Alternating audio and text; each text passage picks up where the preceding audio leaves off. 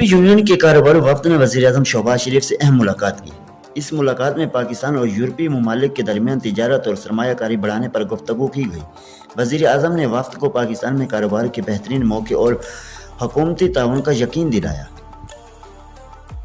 Iran ने जंग ख़त्म करने के लिए एक नई तजवीज़ पेश की है, जिसमें कहा गया कि वो अपने हरमेज़ को फौरी तौर पर खोल देगा, लेकिन शर्त ये रखी है कि इसके जौहरी प्रोग्राम पर फ़िलहाल कोई बात नहीं की जाएगी। दूसरी जानिब सदर ट्रंप ने वाज़ेह किया है कि वो ऐसी किसी भी डील को कबूल नहीं करेंगे जिसमें एटमी प्रोग्राम का मुस्तकिल हल मौजूद ना हो। इंडोनेशिया में मुसाफिर ट्रोलियों के दरमियान होने वाले तसादम में बड़े पैमाने पर जानी नुकसान की इतलात सामने आई है। इस अफसोसनाक हादसे के बाद मुतासरा इलाके में इमदादी कार्रवाइयाँ अब भी जारी हैं और ज़ख्मी को बेहतरीन तिब्बी और इमदाद फराहम की जा रही है। अहकाम का कहना है कि हादसे की वजूहत जानने के लिए तहकीकाती कमेटी तश्कील दे दी गई है ताकि मुस्तकबिल में ऐसे वाक़यात से बचा जा सके। वाशिंगटन में सदर डोनाल्ड ट्रंप ने बरतानवी बादशाह चार्ल्स और मलका कमोलिया का व्हाइट हाउस में शानदार इस्तकबाल किया।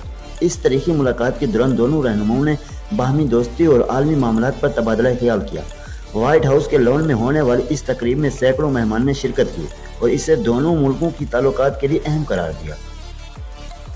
अक़वाम मुत्तहिदा के इदारे यूनिसेफ ने खबरदार किया है कि अगर तालिबान ने ख़वातीन की तालीम और नौकरी पर पाबंदी बरकरार रखी तो अफगानिस्तान 25,000 खातून उस्ताद से महरूम हो जाएगी। रिपोर्ट के मुताबिक इस पाबंदी से लाखों लड़कियों का मुस्तकबिल दाव पर लगा हुआ है और 2030 तक मुल्क में लेडी हेल्थ वर्कर्स की भी शदीद कमी हो जाएगी, जिससे इंसानी बहरान पैदा होने का खदशा है। केक में होने वाले शंघाई ताउन तंजीम के अहम इजलास के दौरान पाकिस्तान के वज़ीर दिफा ख्वाजा आसिफ ने बड़ी सफारती सरगर्मियाँ दिखाई। इन्होंने चीन, काज़ाख्स्तान और ताजिकिस्तान के वज़ारत दिफा और ईरान के नए वज़ीर दिफा से अहम मुलाकात की। इन मुलाकात में खत्े की सूरत हाल और बाहमी दिफाई ताल्लुकात को मज़ीद मजबूत बनाने पर इत्तफ़ाक़ किया गया।